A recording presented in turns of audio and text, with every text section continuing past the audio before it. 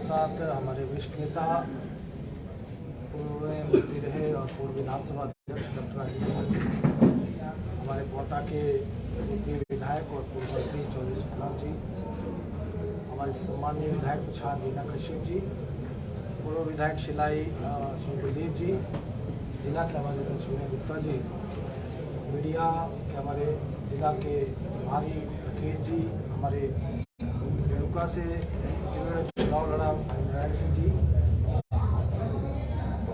आज हमारी जिला कार्य समिति की बैठक, जो कि 2 दिवसीय बैठक, इसमें पिछले कल और आज ये बैठक यहाँ कोटा में आयोजित हुई है, जहाँ इस बैठक में पिछले कल हमारे जो जिला पदाधिकारी और उनकी बैठक रही और आज कार्य समिति की बैठक है। विधानसभा चुनाव के बाद हमारी ये पहली बैठक है और हम जानते हैं कि इस बार हिमाचल प्रदेश में हमने रिवाज बदलने का लक्ष्य रखा था, लेकिन रिवाज तो नहीं बदल पाए, राज बदल गया। और जिला सिरमौर की भी अगर हम बात करें तो हमारे लक्ष्य था कि हम 5 सीटें जीतें, लेकिन किन्हीं कारणवश हम उसमें कामयाब नहीं हो पाए। हम 2 सीटों पे विजयी रहे और 3 सीटें जो कि हमने बहुत कम मार्जिन से जो है लूज की हैं। शिलाई हम 382 वोटों से हारे, हम रेणुका जी 860 वोटों से और नाहन विधानसभा क्षेत्र 1639 वोटों से हम इसमें पिछड़ गए। लेकिन अगर मैं बात करूं वोटों की, तो जिला सिरमौर में हम मत प्रतिशत में कांग्रेस से 3% से आगे हैं। जहां भाजपा को 45% वोट पड़े, तो कांग्रेस को 42.5% वोट पड़े। जिसमें अगर हम वोटों की भी बात करें तो कुल 3,22,958 में से 1,45,368 भाजपा को मिले और 1,35,796 वोट कांग्रेस को मिले। अर्थात हमने ये तीनों सीटें बहुत ही कम मार्जिन से हारी और हम जो 5/5 का लक्ष्य था उसमें कामयाब नहीं हो सके, जो कि मैं समझता हूँ हमारे लिए काफ़ी दुर्भाग्यपूर्ण रहा। हमारी सरकार ने पिछले 5 वर्षों के दौरान माननीय जयराम ठाकुर जी के नेतृत्व में जिला सिरमौर में किसी प्रकार की कमी नहीं छोड़ी। हमारा जो संगठन है, हमारे सभी वरिष्ठ नेतागण जिला सिरमौर में, उसमें चाहे डॉक्टर राजीव बिंदल जी हैं, हमारे सुखराम चौधरी जी हैं, हमारे जिलाध्यक्ष विनय गुप्ता जी हैं, बलदेव जी हैं, रीना जी हैं, या हमारे जितने भी पार्टी के वरिष्ठ लोग हैं, और सभी ने कड़ी मेहनत की। चाहे सरकार की दृष्टि से बात करें या संगठन की दृष्टि से बात करें, हमारा एक मजबूत नेतृत्व यहाँ पर है। लेकिन कुछ कमियां रही, जिस वजह से हम इस बार जो अपेक्षा हमें थी उसमें कामयाब नहीं हो सके। लेकिन अब हमारा लक्ष्य यही है कि विधानसभा चुनाव में जो कमी रही उसको हम आने वाले लोकसभा चुनाव में पूरी करें, और जिस प्रकार से पिछली बार भी जिला सिरमौर में बहुत बढ़िया प्रदर्शन रहा था, आने वाले लोकसभा चुनाव में उसको हम पूरा करें।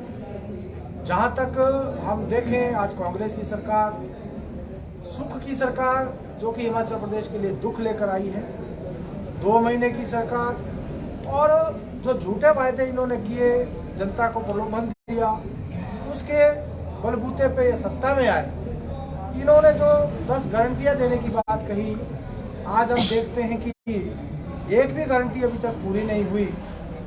आज जिस प्रकार से प्रदेश की जनता के साथ इन्होंने धोखा किया, हर वर्ग को छलने का इन्होंने काम किया, उसमें चाहे हमारे कर्मचारी हैं, हमारे किसान हैं, हमारे नौजवान हैं, हमारी महिलाएं हैं, हमारे सभी वर्ग के लोगों को इन्होंने छलने का काम किया। इन्होंने कहा था हम सरकार बनने के 10 दिन में ओपीएस लागू कर देंगे, 10 दिन में लागू नहीं हुई। उसके बाद कहा पहली कैबिनेट में कर देंगे, पहली कैबिनेट में भी लागू नहीं हुई। 13 जनवरी को इन्होंने उसकी घोषणा की और कहा था 2 दिन में नोटिफिकेशन करेंगे, आज तक उसकी नोटिफिकेशन नहीं हो सकी।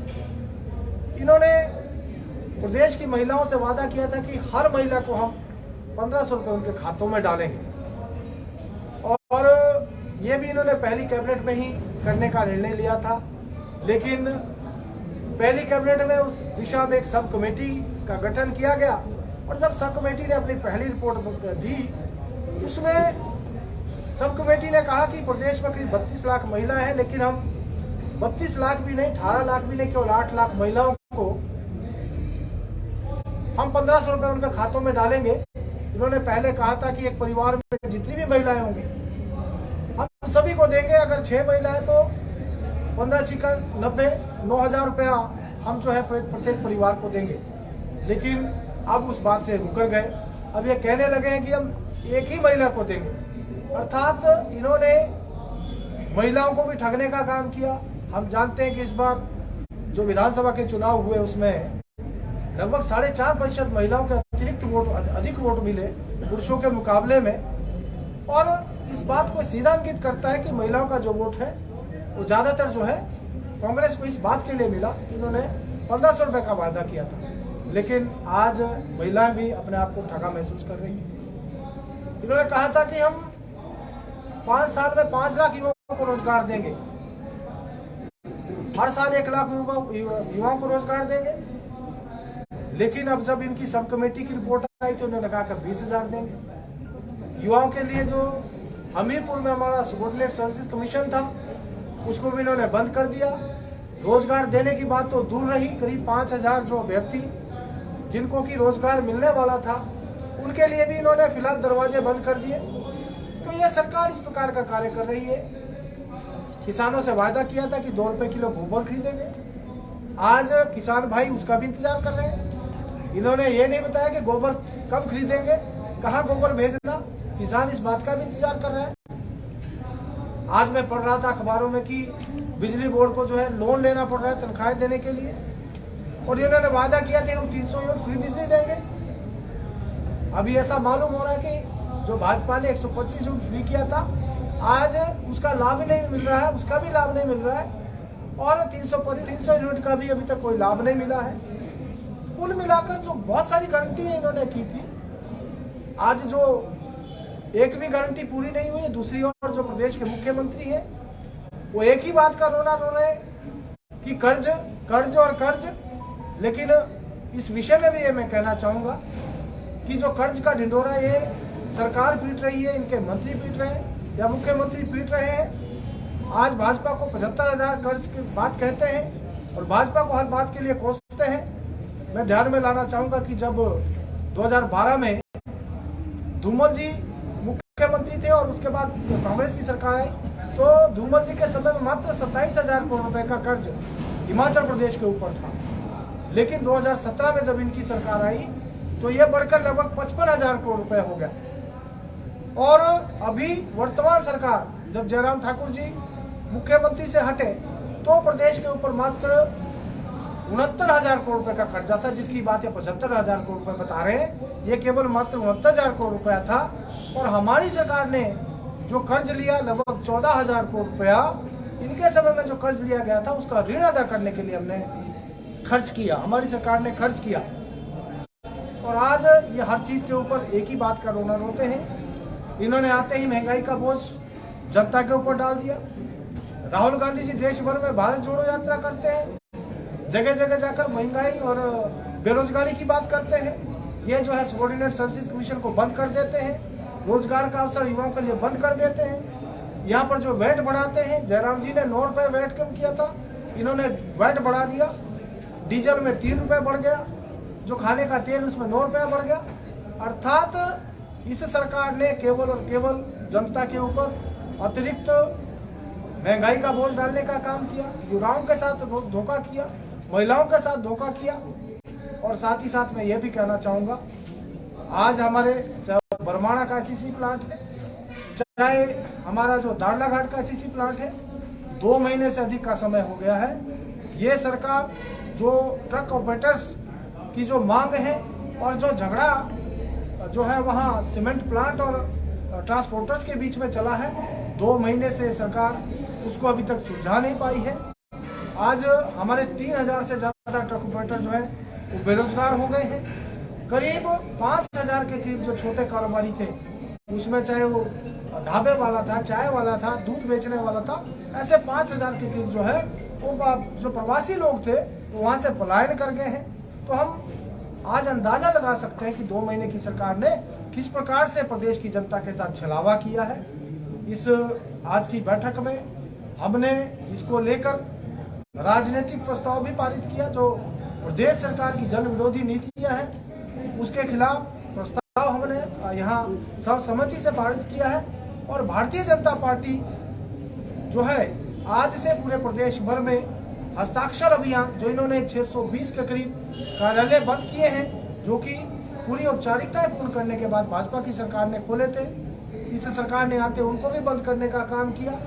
और जिला सिरमौर में भी लगभग 68 ऐसे कार्यालय हैं जो कि चाहे वो IPH के हैं, चाहे इलेक्ट्रिसिटी के हैं या दूसरे हमारे कार्यालय हैं, उनको बंद करने का काम किया है।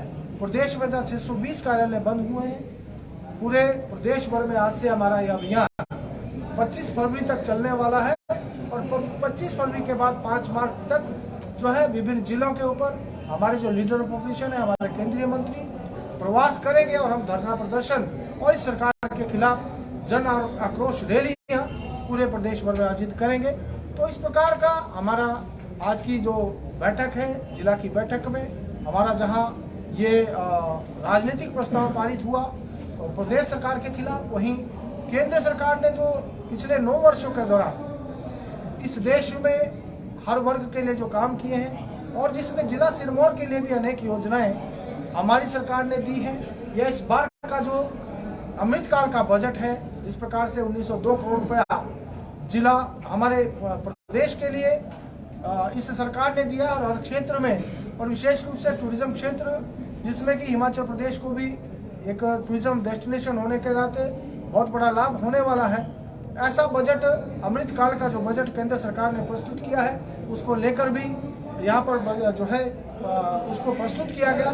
कुल मिलाकर जिस प्रकार से केंद्र की सरकार आज आम व्यक्ति के विकास के लिए, इस देश को आगे ले जाने के लिए और काम कर रही है, यही प्रदेश की सरकार आज जनता के साथ धोखा करके जो सत्ता में आई है, जन विरोधी निर्णय लेकर इस प्रदेश की जनता को त्रस्त करने का काम कर रही है। मिशन कश्यप साहब, वर्तमान सरकार राजीव गांधी स्मार्ट स्कूल खोलने का जो अनाउंस किया है, इसके बारे में भारतीय जनता पार्टी की क्या टिप्पणी है? देखिए, मैं एक बात और भी कहना चाहूँगा। इस सरकार में सत्ता में आते ही प्रदेश सरकार, जो पिछली प्रदेश भाजपा सरकार थी, उसने जो निर्णय लिए या उसने जो स्कीमों के नाम रखे थे उनके नाम बदलने का काम भी ये प्रारंभ कर रहे हैं। आयुष्मान भारत योजना, हिमकेयर योजना, उसको बंद करने की दिशा में आगे बढ़ रहे हैं। और जहाँ तक आपने राजीव विद्यालय खोलने की बात कही है, भाजपा सरकार ने अटल विद्यालय खोलने की जो है घोषणा ही नहीं की थी। बहुत सारे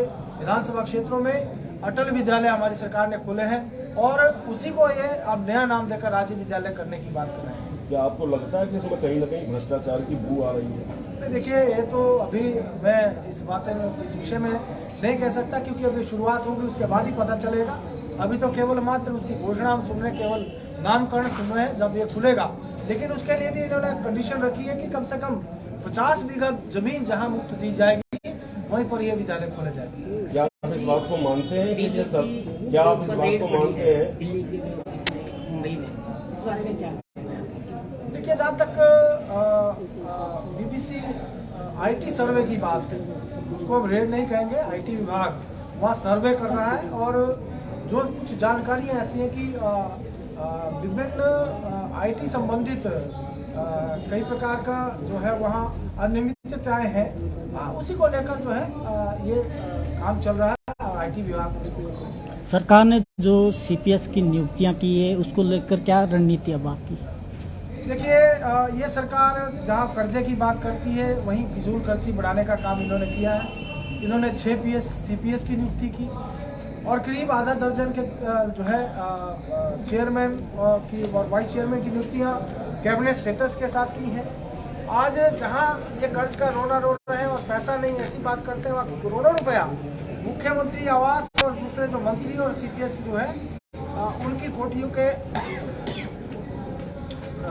रंग रोगन और मोहम्मद के ऊपर खर्च किए जा रहे हैं। महंगी महंगी गाड़ियाँ ली जा रही हैं कुल मिलाकर एक तरफ तो ये कर्ज का रोना रोते हैं और दूसरी ओर करोड़ों रुपया जो है इसके ऊपर खर्च कर रहे हैं।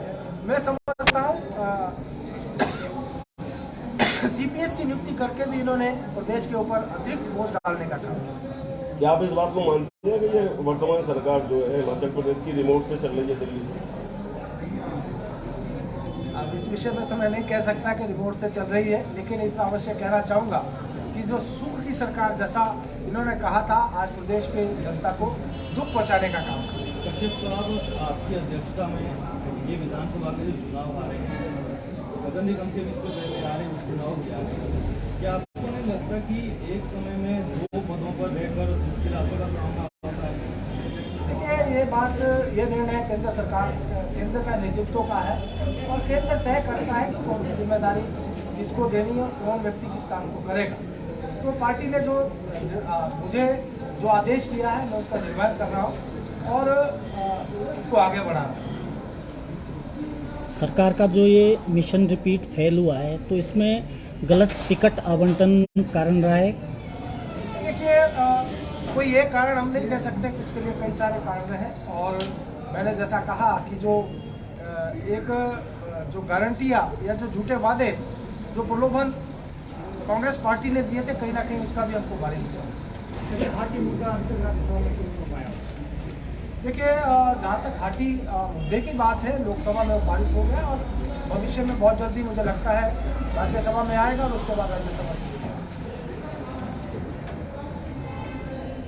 Thank you.